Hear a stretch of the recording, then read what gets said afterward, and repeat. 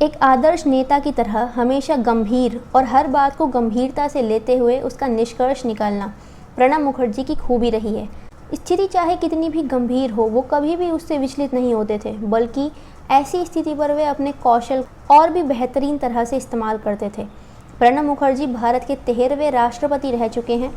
26 जनवरी 2019 को प्रणब मुखर्जी को भारत रत्न से सम्मानित किया गया था। वे भारतीय राष्ट्रीय कांग्रेस के वरिष्ठ नेताओं में से एक थे। प्रणब मुखर्जी का जन्म 11 दिसंबर 1935 को पश्चिम बंगाल के वीरभूम जिले में हुआ था।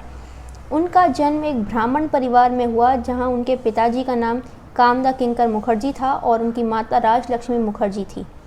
इनके माता पिता राजनीति में सक्रिय थे, इस कारण मुखर्जी बचपन से ही राजनीति में रुचि रखते थे। इन्होंने कलकत्ता विश्वविद्यालय से राजनीति और इतिहास में ग्रेजुएशन की डिग्री हासिल की। प्रणब मुखर्जी एक अच्छे अर्थशास्त्री भी थे, जो भारत के वित्त मंत्री के पद पर भी काम कर चुके थे। इन्होंने भारत की इकोनॉमिक पर काफ़ी सारी पुस्तकें लिखी जो प्रकाशित हो चुकी हैं। कॉलेज की पढ़ाई के बाद मुखर्जी नौकरी की तलाश में निकले। उन्हें एक पोस्ट ऑफिस में नौकरी मिल गई। मुखर्जी यहाँ पर कई वर्षों तक कार्य करते रहे, साथ ही राजनीति में गहन अध्ययन करते रहे।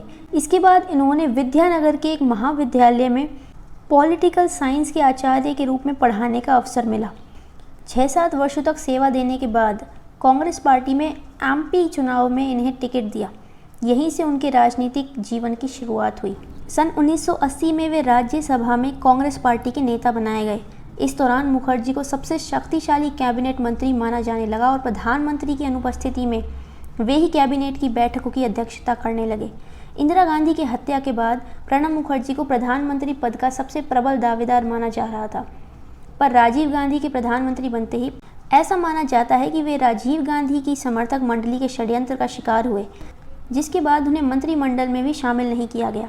इसके पश्चात उन्होंने कांग्रेस छोड़ अपने राजनीतिक दल राष्ट्रीय समाजवादी कांग्रेस का गठन किया। सन 1989 में उन्होंने अपने दल का विलय कांग्रेस पार्टी में ही कर दिया।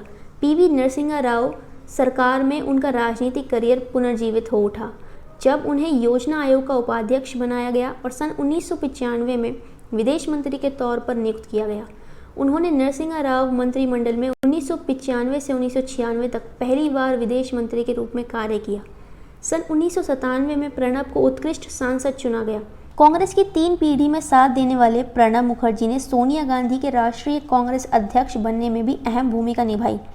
नए कांग्रेस अध्यक्ष सोनिया गांधी के गुरु के रूप में प्रणब दा को जाना जाने लगा।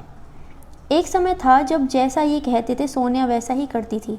2004 के चुनाव में प्रणब मुखर्जी ने लोकसभा का चुनाव लड़ा और ये जीत गए। भूमिका रही सन 1998 से 99 में जब सोनिया गांधी कांग्रेस की अध्यक्ष चुनी गई, तब उन्हें पार्टी का महासचिव बनाया गया। प्रणब मुखर्जी भारतीय राष्ट्रीय कांग्रेस के एक प्रमुख नेता थे। 2012 में पार्टी ने इन्हें राष्ट्रपति उम्मीदवार बनाया और ये जीत भी गए। प्रणब मुखर्जी कैबिनेट मंत्री, योजना आयोग अध्यक्ष और पश्चिम बंगाल कांग्रेस के अध्यक्ष पद पर भी काम कर चुके हैं। सदन में 1995, 1981, 1993 और 1999 में पुनर्निर्वाचित हुए। सन 2007 में प्रणब मुखर्जी को भारत के दूसरे सबसे बड़े नागरिक सम्मान पद्म विभूषण से नवाजा गया। वे एक संजीदा व्यक्तित्व वाले नेता थे। प्रणब मुखर्जी की मृत्यु 31 अगस्त 2020 को दिल्ली में हुई थी। तब ये 84 वर्ष के थे। दिल्ली के सेना अस्पताल में भर्ती किया गया था तथा मस्तिष्क में। पूर्व राष्ट्रपति प्रणब मुखर्जी की मृत्यु 31 अगस्त 2020 को दिल्ली में हुई थी, जब ये 84 वर्ष के थे। दिल्ली के सेना अस्पताल में भर्ती किया गया था, परंतु मस्तिष्क ने एक्ट के थक्के के चलते उनका देहांत हो गया। इससे पहले वो कोरोना पॉजिटिव भी पाए गए थे।